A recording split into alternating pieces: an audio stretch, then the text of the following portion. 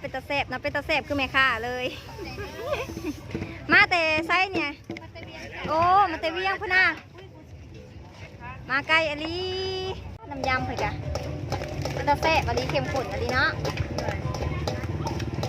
เอาขาไก่ลูกเลยเอาห่าง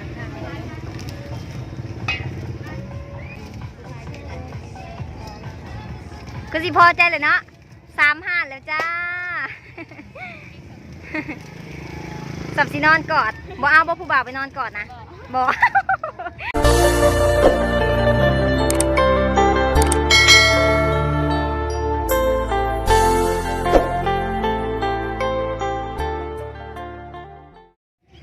สบายดีและสวัสดีเด้อพี่น้องปองไปบนสุขุสุคนเนาะมื้อนี้ก็มาเจอกันกับสาวไทยอีกแล้วสิพาไปดอกบุญบ้านเด้อทุกคนเด้อมื้อนี้นะใกล้ๆกับเพื่อนสาวไทยนี่แหละพี่น้องบุญวันชาติเนาะที่2 ธันวาทุกคนเอ่ยบรรยากาศสิเป็นอะไรเดี๋ยวเฮาก็ไปติดตามรับชมกันเนาะแต่ว่าก่อนสิไปมื้อนี้สาวไทยก็เป็นไกด์เด้อพี่น้องเด้อเป็นไกด์นำเที่ยวเนาะ มื้อนี้หันมีมาลิ่นน้ำอยู่เพื่อนพี่น้องซื้อนาใดแนะนำโตให้ FC ฟังแน่เลยซื้อสายเดี๋ยวทุกคนเด้อแล้วก็ยังมีอีกคนหนึ่งเนาะพี่น้องเนาะนี่ ว้าโตยังอนามัยอยู่สบายดี FC ก่อนเน่สบายดีซื้อยังเนาะสีเขียวสีเขียวไทยบ้านปานีอยู่พี่ซื้อเขียวเด้อพี่น้องเด้อ เดี๋ยวอันเฮาสิพาสาวๆเนาะไปเลาะบุญไปเบิ่งภาพบรรยากาศแต่ว่าเฮาก็สิไปกลางเว้นเด้อทุกคนเด้อเพราะว่าเพิ่นสิเมื่อตอน5 โมงนะพี่น้องเนาะเพิ่นมีเวลาจำกัดเฮาก็เฝ้าไปเลาะเฝ้ามาเนาะแล้วก็เฝ้าเมื่อนะพี่น้องเนาะเพราะว่าเพิ่นก็ไปเฮ็ดเวียกอยู่สวรรค์เด้อพี่น้องเด้อก็คือนครไกรสอนนั่นแหละบ่อยู่สะไทยกับสวรรค์คือกันเนาะแต่บ่แม่นนครไกรสอนอยู่เมืองอุทุมพรพี่น้องเอ้ยอันคนขายเครื่องก็เริ่มหลายแห้งแล้วพี่น้องเพราะว่ามื้อนี้ก็เป็นวันที่1แล้วเนาะวันที่2ก็มื้อสุดท้ายแล้วนะพี่น้องเอ้ยโมงนี่หากำลังคนเริ่มมานะพี่น้องเนาะรถอันนี้แม่นอยู่ตลาดแรงเด้อพี่น้องเด้อเพื่อนกับใกล้ๆกันกับตลาดแรงแล้วก็ติดกับเดินบุญนี่แหละพี่น้อง ย่างมากก็รู้สึกไม่เมื่อยเลยเนาะทำอิดว่าสิขี่รถมากอ่ะเพื่อนเฮาบริไกลแห้งพี่น้องก็เลยย่างมาเนาะกับสาวๆ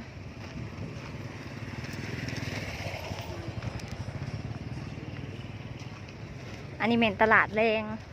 เขามาซื้อเครื่องเนาะโบเมนบอลจอดรถอยู่บุญเด้อพี่น้องเด้อบอลจอดรถหาฝากนะอยู่บุญอีกต่างหากเนาะ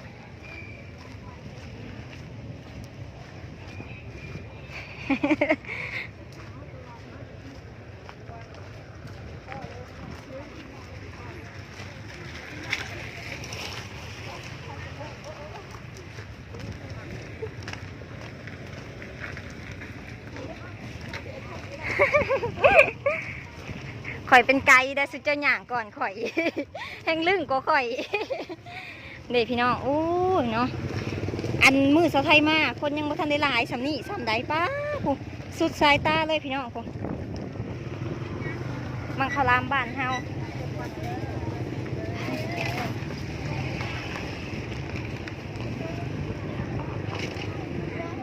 หับฝากรถเนาะพี่น้อง30,000เดือนเพิ่นเอง มองนี่หันคนกำลังเริ่มมานะเพราะว่ามื้ออื่นนี่ก็เป็นมื้อสุดท้ายแล้วค่ะมาที่1แล้วจ้ามื้อนี้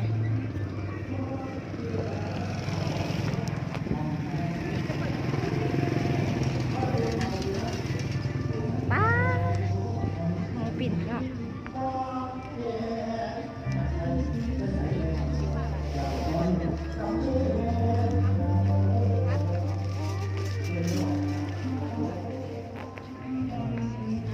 ไทยซีมาเนี่ยก็ถือเงินมาหลายเด้อพี่น้องเด้อ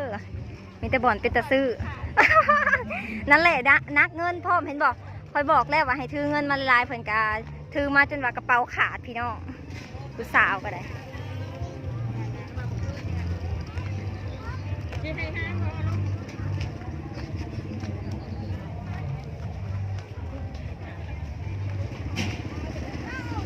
คนหลายเติบเนาะรถได้ลูกบังรถได้คนร้ายเติบพี่น้องเลยกลางคืนมาแห้งสีลายเนาะคือสิมันจับเครื่องเนาะ เข้าไปทางในอีกแห่งคนหลายนะพี่น้องอะโซนหมักตะลูดโซนอันลำวงพี่น้องมื้อนี้สิมีวงหยังลงแหน่ที่เขาไปเบิ่งนำกัน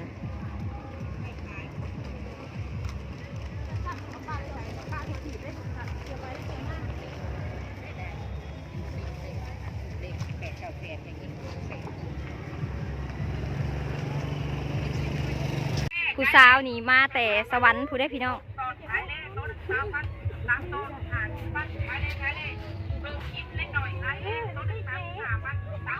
จ๊ะอี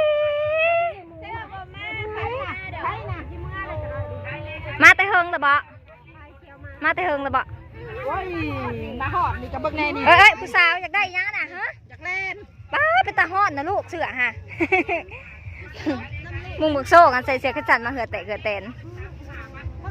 ป้าพี่น้องเสือ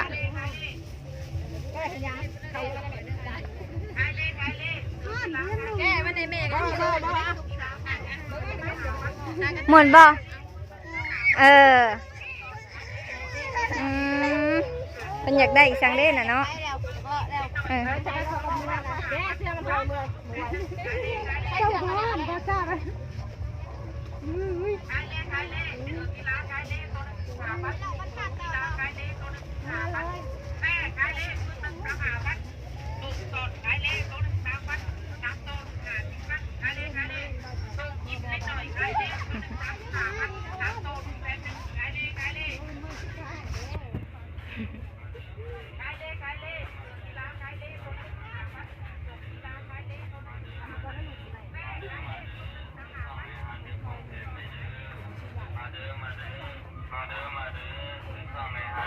ป้าไปตะเลือกเลยเนาะลายเถดลายบ่าเนาะป้าทุกมาเด้อมาเด้อ มาเด้อมาเด้อมาเด้อมาเด้อซื้อข้าวในร้านเป็นของแถมไม่เด้อมาเด้อมาเด้อมาเด้อมา ป้าโซนนั้นเป็นโซนของกินพี่น้อง ของแถมไม่เด้อมาเด้อมาเด้อ เออ มาเด้อมาเด้อข้าวในร้านเป็นของแถมไม่เด้อ เป็นหล่อบุญถาดยิงห้างเนาะอันนี้สาวสวรรค์พี่น้องไปได้อยู่เซโนหาหมวนสับสวรรค์อยู่บ่เออคือกันพี่น้องเอ้ย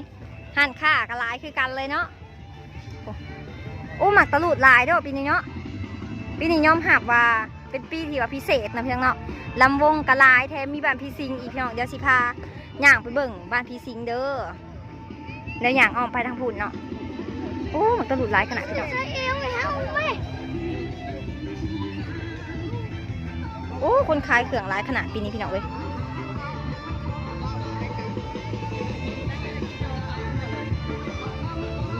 เริ่มภารกิจแล้วพี่น้องเพิ่นเริ่มภารกิจแล้วตอนนี้เนาะ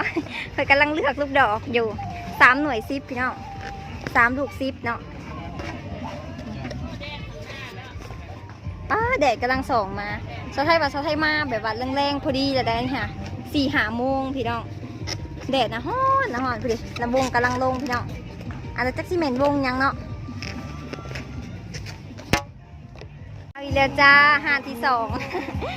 ห้านที่2แล้วห้านนั่นโบมานห้านนี้เจ้าว่าสิมานมาจักขับใจเด้อนักเรียนกำลังเลิกของเรียนโมงนี่พี่น้องเอ้ยเป็นตาหักตาเพลงก็ได้ว่านักเรียนแต่ละคนก็ได้รุ่นสไทยคือโบงามปานนี่เนี่ยเนาะ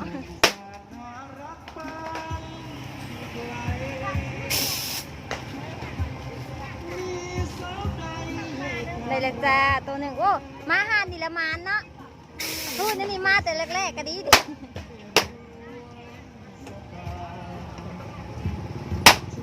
โอ้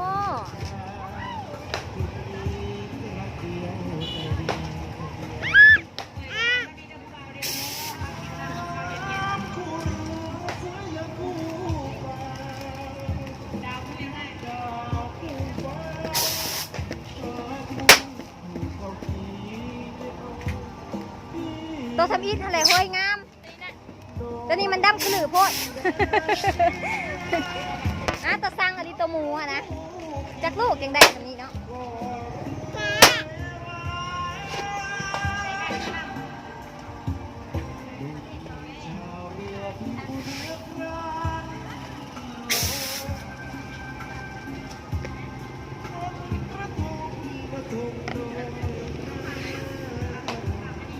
อ้ คนกำลังเริ่มมาพี่น้องกำลังคืดเลย มาเด้อมาลิ่น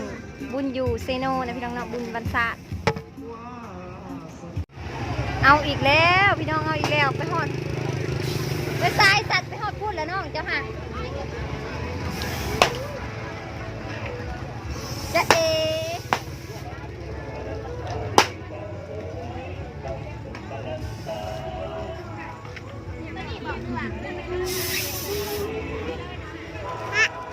เอาอีกแล้วจ้าสัตว์ห่านพุ่นปลาโลห่านพี่ คนเดียวนี่แหละเมาสัตว์ปักปุ้งจ้า3ห่านนี่แหละเด้อป้าเป็นตะแสบนะเป็นตะแสบคือแม่ค้าเลย มาแต่ไซเนี่ยโอ้มาแต่เวียงพุ่นน่ะมาไกลอลีตอนนี้มาเลือกเอาตะแม่ดีพร้อมเดี๋ยว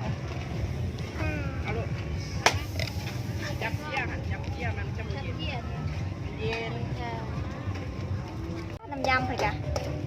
มันจะแซ่บอันนี้เค็มข้นอันนี้เนาะเอาขาไก่ลูกเลยเอาห่าง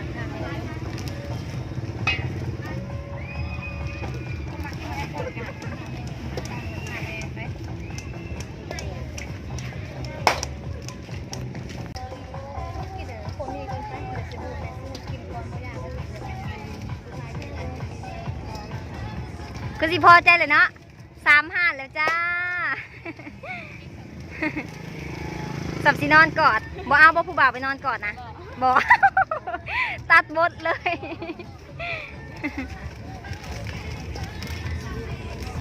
ป้าพี่น้องออกเมืองมาเด้อได้ของกินมาแต่บุญป้าลาบปากสะไทยเลยมีแต่ของกินเต็มๆอยู่เมื่อยสั่นมักปุ้ง3ห่านพอดีป้าเพิ่นเมาเด้อมื้อนี้มาเด้อพี่น้องเด้อเป็นหัวสำคัญเนาะสำหรับคลิปนี้สะไทยกับมาฮอดเพื่อนแบบมีหลายเรือนนะพี่น้องเนาะก็ได้ของกินมาหลายเลยแล้วก็เพิ่นกับสัตว์มักปุ้งมาเนาะผู้สาวกับป้าเพิ่นแม่นขนาดได้พี่น้องมาเลย2ห่านนะเพิ่นได้2โตมาเนาะพี่น้องเนาะก็ดีจ้ะให้เพิ่นกินข้าวกินน้ำเพิ่นก็สิกลับเมื่อสวรรค์อีกเพราะว่าเพิ่นเลี้ยงมาแล้วพี่น้องเนาะ4-5 โมงก็แม่นเพิ่นได้เกลือเข้ามาเพิ่นเป็นห่วงลูกเพิ่นเนาะพี่น้องเนาะเฮาก็เสร็จภารกิจในการเป็นไก่นะพี่น้องเพิ่นให้ย่างก่อนเจ้าไทยเด้ค่ะเจ้าไทยหันย่างน้ำหลัง สำหรับคลิปนี้ก็ขอบใจ FC เบอร์ทุกคนเด้อที่ว่าติดตามรับชมแล้วก็เบิ่งคลิปจนจบนะพี่น้องเนาะสำหรับคลิปนี้เจ้าไทยก็สิได้จากลาพี่น้องไปอีกแล้วฟังเบิ่งเนาะตอนแรงตอนค่ำเจ้าไทยสิได้ไปอีกหรือบ่บุญเดี๋ยวสิอัปเดตให้เบิ่งเนาะว่าคนหลายซำใดนะพี่น้องเนาะแต่ตอนนี้เจ้าไทยขอไปกินข้าวกินน้ำก่อนเด้อพี่น้องเด้อหอบเลยฮ้อนๆมื้อนี้นะคือฝนสิตกนี่แหละพี่น้องวันที่1 ถึง 3 โมง 4 โมงนี่ก็มืดครึ้มมาแล้วพี่น้องแต่ว่าแดงๆมากกับอากาศร้อนคือเก่าเนาะป่ะสำหรับกินนี้เขาไปหากินข้าวกินน้ำมาได้พี่น้องเด้อกินข้าวนำกัน